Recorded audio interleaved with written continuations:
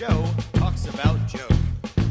And now, your host, Joe Slepsky. Hey, Joe on Joe listeners, it's me, Joe Slepsky, and I'm back and you're back. This is the quarantine re-releases of our original tracks going back 4 years, and I hope you're enjoying these as much as I'm enjoying reliving them, warts and all. I think you can easily hear where I'm finding myself and finding what the show turned out to be, so I'm really happy to share these with you guys.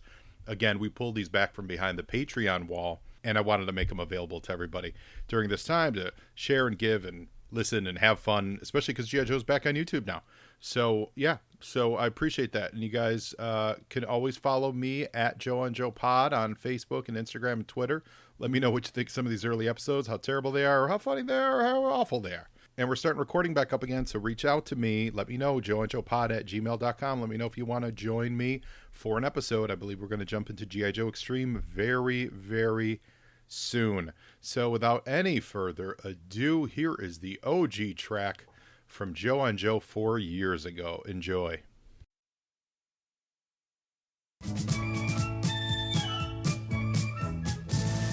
You are listening to the Joe on Joe podcast, the only podcast where Joe talks about Joe. And now, your host, Joe Slepsky. And here we go with another great episode of Joe on Joe. I'm your host, Joe Slepsky. Today's episode is Chaos in the Sea of Lost Souls. It is the fourth part of the 5-part miniseries, Pyramid of Darkness. We're very excited to get into it because that means we're one step closer to starting the regular season, so to speak, of one-off episodes. And remember, you can find me on social media at Joe on Joe Pod, Facebook, Joe on Joe Pod, and send me an email to joeonjoepod@gmail.com. Let me know what you think of the show. If you want to be a guest on it, we're going to start having interviews. We just recorded our very first one today, in fact, before the very first episode of the regular season, we like to call. And if you're interested in being on the show, let me know. We'll make it happen. And if you're out there listening, if you're listening through iTunes, if you want to give us a rate and review on iTunes, that would be hugely appreciated. We could always use the help in getting the word out. And the more you rate, the more you review, the more iTunes takes notice of us and gives us publicity. So let's sit back and get ready to enjoy Chaos in the Sea of Lost Souls.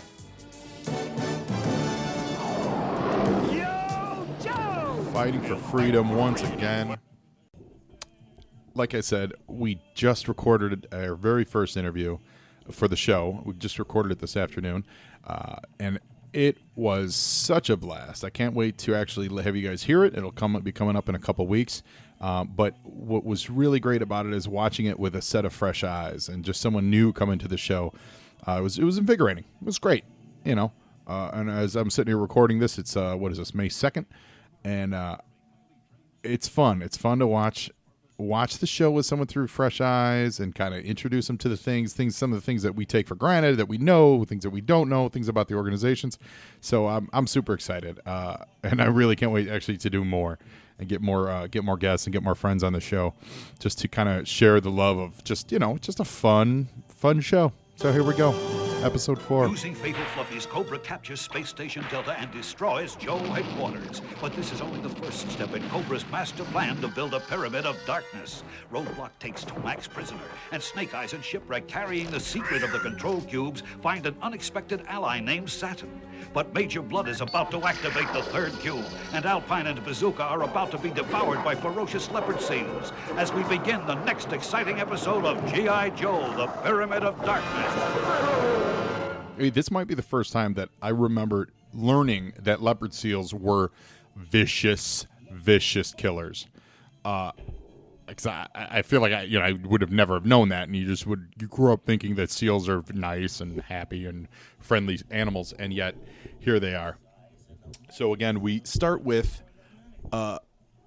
Alpine and Bazooka. They're on an ice floe, and their guns are frozen, and they're about to get attacked by these leopard seals, and out of nowhere comes a nunchuck thrown by a shirtless Quick Kick.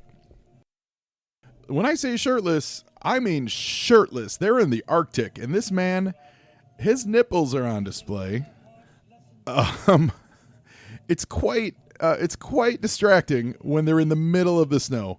Now, Quick Kick fights off the Crimson Guardsman with some good kung fu action, and now he and Storm Shadow are having a full-on like karate fight, which is just fantastic. Don't know the dude, Bazook, but he's got a winning personality. And that's what we learned, that, you know, he's not just random Joe that showed up to save him. These guys, the Joes, don't even know who he is, so that's the mystery. Who is Quick Kick? Now, Storm Shadow throws 3 throwing stars, and Quick Kick stops him with just 1. He's 3 times the throwing star master as Storm Shadow, and then he knocked Storm Shadow out with 1 kick. Still gotta wonder, though, why is Quick Kick not wearing any clothing? It is too cold to be that naked in the Arctic. But he throws a rope to the guys and he pulls them back in. For the hand, stranger. And the feet. Good thing I did that reeling in the ice flow stunt before. It was in a Robert Redford picture, but neither of you is as pretty as he is. Beauty isn't our strong suit, but fighting Cobra is. And you're our kind of snake stomper. Yeah, Right. he is. Will you stop jabbering so that I can sneak a word in? What's your name and your game, my man? The name's Quick Kick. I'm a movie stuntman up here filming a commercial for frozen fudgy bars. But my director took off with the equipment and my money. But enough for my personal problem. Let's get into that. So he's up in the Arctic shooting a commercial. That means there's a lot of money behind that. I'm going to assume that means it's a SAG commercial. You're telling me that a SAG operation not only abandoned one of their actors in the Arctic, but they left him shirtless and they took all his money. I think that there needs to be an episode where Quick Kick goes back and talks to his union reps, because that's a serious problem. Also, he introduces himself as Quick Kick. That means, is that his stage name? Like, does, like I'm Cher, or I'm, well, I guess Prince, so Prince was his real name. I'm Madonna. I guess Madonna was her real name too. That's so weird. I'm Sting. I'm Cher. I'm Sting. I'm Quick Kick. Why does he have a code name before he ever joins the G.I. Joes? So in the interim, Major Blood has gotten the... Say what? Fudgies. You mean the candy bars I was plugging? Uh-huh. Got any? Frozen fudgies, what a treat. Lots of chocolate, really sweet. Full of taffy, raisin, and nuts. They'll melt in your mouth and turn to lead in your guts. Okay, that's awesome. gross. So a couple of things there. Alpine, Bazooka, and Quick Kick, they've stowed aboard a Cobra Hiss tank, and they're kind of using it to ride out. The Pyramid of Darkness was activated by Major Blood, and I think that Bazooka is developmentally disabled. He speaks like someone with a learning disability. So over on the USS Flag, Roadblock is bringing one of the Crimson Twins and threatens him to beat the hell out of him with his fists. And Tomax escapes real quick, and he's just trying to get high enough, I think, to send a signal. I can't stay, but I'll drop you each a line. And he cuts some power cords that are going to electrocute our guys. And so we go to commercial with the threat of electrocution. Today's file card focus is on the Dreadnought codenamed Buzzer. His file name is Dick Blinken. Full name is Richard Blinken Smythe. Buzzer was an extreme left-wing Cambridge sociology don who went to Australia to research the biker gang phenomenon, only to be transformed into the very object of his research. Years of intellectual displeasure caused repressed psychotic anger, manifested in an intense desire to chainsaw apart the expensive gewgaws of technological society. I have absolutely no idea what gewgaws means, but it's on the card. Special and modus operandi, he's a scavenger of the swamps. Buzzer can cut through steel, wrought iron, and any metal, except armor plating, with his diamond-toothed chainsaw. Buzzer is the blonde guy who carries the chainsaw on the end of a gun. In his time in Australia, he eventually hooked up with the renegade biker gang known as the Dreadnoughts. Sometime later, he and 2 of his Dreadnought cohorts, Ripper and Torch, were hired by the mercenary Zartan as muscle for a couple of jobs. The group worked well together, and after Zartan joined up with a terrorist organization called Cobra, the Dreadnoughts soon followed. Believing his intelligence superior to that of the other Dreadnoughts, Buzzer was often leader by default of the slowly growing group of bikers, thugs, and mercenaries, even though Zartan had more or less assumed control of them by then. However, his arrogance often led the group to trouble, and Zartan or Cobra would have to step in to bail them out. So yes, Buzzer's one of the core Dreadnoughts, always a great source for comic relief, and we're happy to feature him this week on our file card feature. Back to the show.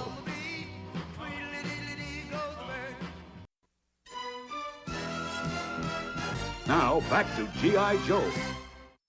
And it's kind of funny, or, ironic. I know everyone uses ironic wrong, but it's kind of ironic that, oh, wait, real quick. Lady J just used a jump jetpack to catch the loose electrical wires. That was amazing. It was so cool. But the electrical wires being loose like that, that's reminiscent of one of their PSAs. Like, hey, you got and actually, I'm pretty sure it was Roadblock who was in the PSA telling kids to stay away from the electrical wires. So that's kind of fun. So Tomax, the Cobra Commander just talked to Zaymot. So that means Tomax is the one that's captured. Tomax falls, and as he's falling, Zaymot thinks that he's falling. So that means their psychic bond is really, really far. Like it extends hundreds and hundreds and if not thousands of miles apart. So that's very cool. That makes me want to put one of them on a space shuttle. By that? By treating Tomax we roughly, G.I. Joe has enabled me to feel my brother's whereabouts. There. That's so smart. So now he works like an Italian radar. Like if you punch my brother enough, I'm gonna know on a map where he's at. That's awesome. Destro and the Baroness are leaving now to plant the last cube and complete the Pyramid of I love Darkness. how they draw these guys. So Cobra Commander's, in the middle. So it's Destro, Cobra Commander, and Baroness. And Destro is a full head taller than Cobra Commander. Like it's cool. Like they didn't just make him the same height. He is physically more imposing than Cobra Commander, which is pretty sweet. I do not agree with our leader's change of heart. Has the noble Destro forgotten? Our leader has no heart. Yeah, One sultry thing Baroness, more. no You heart. must not activate the fourth cube until I have escaped from the G.I. Joe stronghold with Tomax. You have my word, dear Zaymot. I wish you every I'm success. going to go on the record and say, anytime Cobra Commander says you have my word, you don't fall for it. I'm thinking don't. Yeah, I mean, look, he's not even out of the room, and he's like, you're gonna do it right away. Brother to the same fate as G.I. Joe. Leaving us with too fewer partners with whom to share the See, it's just so short-sighted. It's just so short-sighted of Cobra Commander. Like, really? You're already whacking it up three ways. You can't. And here's another question: Tomax, Zaymot, do they each get one equal share, or do they come as a package? So Satin shows up in her show van, trying to pull into the Cobra Town, and it's got her advertisement on the side, and in the back, we're gonna check in on Shipwreck and Snake Eyes and Polly and Timber. Once again, Satin uses her connection with Cobra Commander as a threat, and here we go with one of the greatest scenes in all Jodom. Come on out! Ready for we're it. Coming in after you. Crossing her fingers. Agitation, friend, that's your scene. Gyration, syncopation, animation, or imagination. Do not provoke my irritation, but agitation, yuck, with a capital barf. Let's amuse the man, compadres. Music to soothe the savage beast. Holy cow. That is so right and wrong at the same time. That was Shipwreck dressed in a green wig and like a hipster punk 80s outfit, and out walks Snake Eyes in drag, dressed as a woman. I can't even describe this. Snake Eyes is dancing like a woman down the street. Timber is wearing... Timber and Polly are both in costume. Timber is wearing one of Snake Eyes' face masks, and they danced a move that distracted the Cobra guards until they were able to beat the crap out of them and then drive away. And all that gave them literally not 10 seconds of a head start in order. Like, it feel like it's a failed undercover outfit, because those guys woke up and said they ran get them, so it kind of failed, but Satin turns her truck into an armored, paneled, war weapon. She busts through brick walls. Oh, that's right. I'm sorry. I earlier said they were breaking into somewhere. They were escaping town. So really, that's all they needed. They needed just enough cover to get out of town. Okay, fair enough. So back aboard the Flag,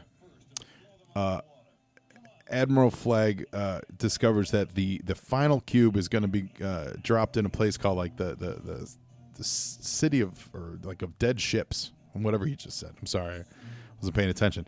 And on the side of the Flag, Xamot and a bunch of Cobra guardsmen are climbing up the side of the aircraft carrier to free their brother. And the boats, they're in the middle of the ocean. I don't know what ocean exactly.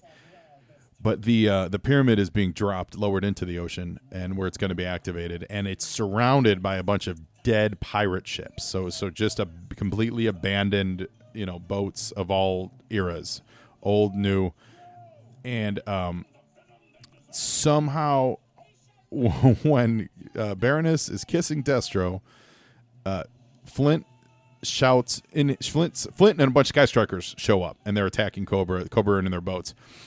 Flint's in a dragonfly. And Flint shouts at them, and in mid-kiss, Destro and Baroness hear him shout from the airplane. That's just weird and great, but weird.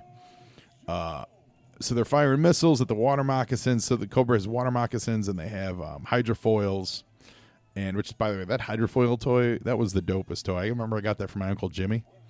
And that toy was so dope. Between the hydrofoil and the killer whale, man, G.I. Joe did water toys so well.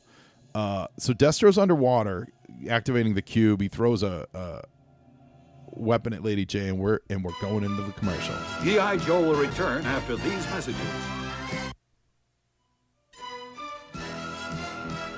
Now, back to G.I. Joe. Destro threw like a metal ball, like something out of Phantasm, and it's got a bunch of, again, Dr. Octopus legs on it, and it wrapped around her. So she's, she couldn't swim, couldn't get any, motion on it, and she throws it back at Destro and basically attacks him with it. The Flag's on its way, and Xamot drops something called starflies, which are like rainbow-colored butterflies that explode, and they cause knockout gas. So the two Joe Navy soldiers, and by the way, Tomax is laying on the bed, and he's chained up, granted, but he's laying on the cell bed on the Flag like Leia in Star Wars. He's all like spread out. The only thing missing between him and the Burt Reynolds picture is a cowboy hat, if you know what I'm talking about. All right, so the twins just told us that they don't believe Cobra, but they also means they got to hustle and they got to get out of the way before the pyramid gets activated. By the way, speaking of, okay, so too little, too late. The pyramid is activated. The giant beam of energy shoots up to space. By the way, catching one Sky Striker in mid blast, which is pretty great. And the pyramid is active. So now this pyramid is covering like 2/3 of the world. Now, no electrical energy source can function unless I permit it. I hold the destiny of the world in my hands. Such a great operation. So now this pyramid of darkness coats the earth, and all combustion stops. So let's think about that. I have a feeling that it's literally combustion. Like it's like it cancels out. Well, he says modern power sources. So I don't know. Like, so Flint just said it cancels out modern power sources, but like you see lasers are going to work, and so I'm thinking maybe battery sources are okay, but maybe it's combustion that it's stopping. Either way, it's awesome. I don't mean to think too hard into it. I really love it. But Flint just used the Falcon glider to rescue, and then we see that Destro and Baroness are making their getaway because obviously they were there to activate the pyramid. They're in a Cleopatra-esque rowing boat, so it's very. I feel like it's very fitting with the Baroness and like Cleopatra and what was his name? Mark Anthony. Yeah, whoever her love was, it's a cool visual of them like getting rowed away. Now, the twins, they're going to escape the Flag. No one really knows that they're on there. They're surrounded by sharks, And it's creepy because the place that they're at. No, wait a minute. The twins just said that they have to signal their agents on the space station. So they shot a flare, and the flare. Okay, you know what? I guess if all lights get turned off, and then there's one big light, and you know where to look for it, I guess you would see that. Yeah, okay, I'm down with that. And we find out that the Dreadnoks have been working with the Crimson Twins the whole time. Real employers, Tomax and Zaymot are the ones who'll be paying. What a bunch of jerks. Right. They're paying us a fortune to take control of this here space station. Yeah, so now Zartan's been double-crossed. Everyone's double-crossing everyone. I feel like if there was less double-crossing on Cobra, they'd really get a lot more done. Like, it's just a thing. So Flint has the best idea. And they take a bunch of masts from all these old, broken down ships, and they rig the masting onto the USS Flag, the 18-ton or whatever ton aircraft carrier, and they've got sails on the flag, so they're sailing like an old sailboat. It's kind of a fun visual. I don't know if that's possible. I have a feeling those things are so heavy that I don't know if the sails would work, but I love it. Come with us and help whip Cobra. I'd like that, Sailor Man. Sentence. But I've got my own song to Sentence sing. reasons for leaving. You see, Cobra framed my father for crimes he didn't commit. And Dad never recovered. Well, maybe we'll get together again sometime. The Cobra who got away. So Satin's explaining what she's up to. Shipwreck is chasing after her, literally chasing after her, running alongside her truck as she drives away. Because they're just outside the sphere's influence, the pyramid's influence, and she can't like pull over and just explain it to Shipwreck. Like she's got to keep driving away. I feel like that's kind of shitty. So Cobra Commander is recording a TV broadcast about his ultimatum to the world. However, 2/3 of the world doesn't have TV right now, so I guess he's broadcasting to like Australia and the lower parts of Africa. I feel like he should have sent this message out before he turned the Pyramid of Darkness on. Well, maybe they're going to address it. Maybe he turns off the darkness for a few seconds to let him hear it. I don't know. We'll see. The twins show up, and they tell Cobra Commander that, hey, you're out of luck. We're in charge now. We control the space station. Cobra Commander doesn't believe it, so now he's going to call Zartan and confirm it. And who does he get? Sorry, your supreme snake ship, but the twins have it right and you have it wrong. The Dreadnoks, and they confirm what the twins told them, that they're in charge of the space station, and it is skullduggery. It's skullduggery, Cobra Commander. Man, it's so bad dudes are just so like I don't get it. Like they're just so it's backstabbing. Like let's put it this way, even like the Detroit Pistons work together to win, you know? Like they were a bunch of a-holes back in the day. But even they were like, all right, let's not be a-holes to each other and let's win this game. Well, we're going to catch up on Quick Kick and Bazooka and Alpine. They're still on a Hiss tank. Shower of a lifetime, so I'm betting something's behind those and falls. The Hiss tanks are heading to a bunch of falls, like waterfalls, where like probably where a Cobra base is hidden, and they roll off. Now, good fun bit of Quick Kick where he keeps saying like, this is like in the movie I did. Quick Kick was the original Troy McClure. That's what I'm here to say. So they sneak on board one of the giant Cobra planes, like the ones with the big snake mouth, and they're going to steal it, and they're going to take off. We do see in the back, though, that there's a bunch of trouble bubbles stowed away on it, which I think that means we're going to see some trouble bubbles used later, which is always fun. And Quick Kick, who's not only an actor, a stuntman, a cold weather survivalist. Wait a minute. It just dawned on me.